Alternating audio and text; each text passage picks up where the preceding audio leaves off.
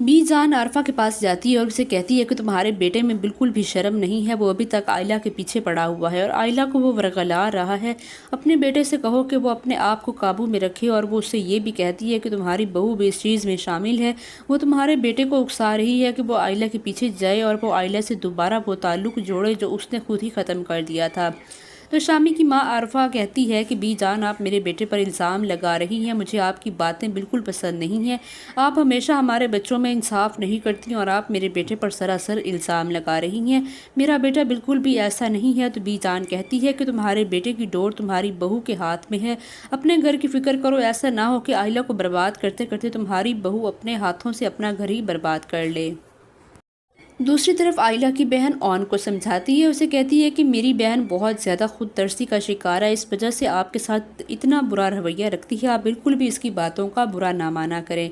तो ऑन आयला की बहन से कहेगा कि आप बिल्कुल बेफिक्र रहें, अगर मैंने आयला की बातों को सीरियस लिया होता तो मैं शादी के कुछ घंटों बाद ही उसको छोड़ देता, लेकिन मैं आयला की हर बात को बर्दाश्त कर रहा हूँ, इसके हर बुरे रवैये पर सब्र कर रहा हूँ, क्योंकि मैंने इससे मोहब्बत की है और इस वजह से मैं उसको कुछ भी नहीं कह सकता। मेरी मोहब्बत ये इजाज़त नहीं देती कि मैं उसकी इंसल्ट करूं या उस पर कोई भी जुल्म करूं।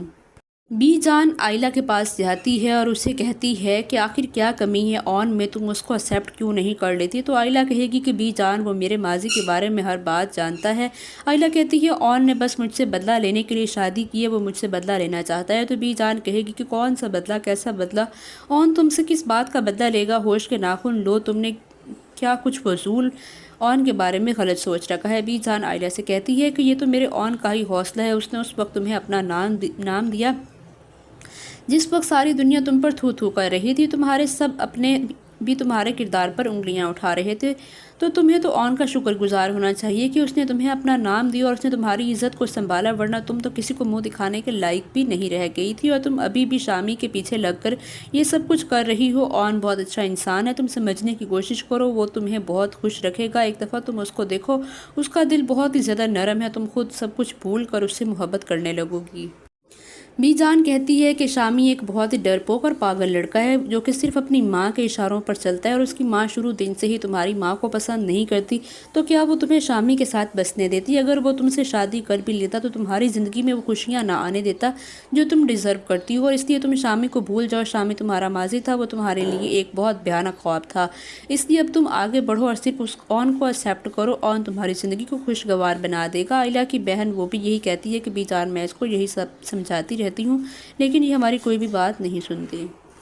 शामी की बीवी रिमला शामी की इंसल्ट करती है, उसे कहती है कि पता नहीं तुम क्या चीज़ हो, तुमसे एक लड़की नहीं फंसाई जा सकी, पता नहीं तुम्हारी आयला के सामने कैसे जल जाती थी।